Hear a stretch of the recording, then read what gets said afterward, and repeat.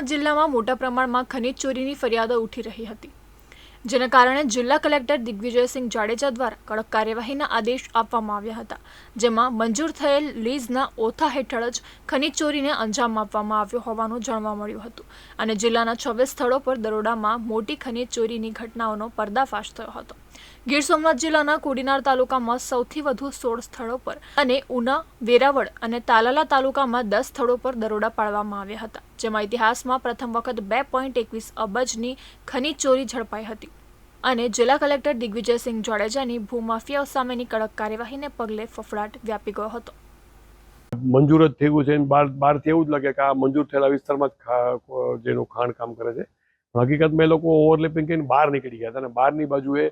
જે લીઝ મંજૂરી વગર વિસ્તાર હોય તેમાં એના ખાણકામ કરતા હતા। આવી આપણે 26 જગ્યાએ આપણે એની રેડો કરી, એમાં કુલ 23 લાખ મેટ્રિક ટન અને 221 કરોડ અંદાજિત રકમનો અત્યારે આપણે કેસ કરેલ છે અને એનું હિયરિંગ છે એ અત્યારે મારી પાસે ચાલુ છે।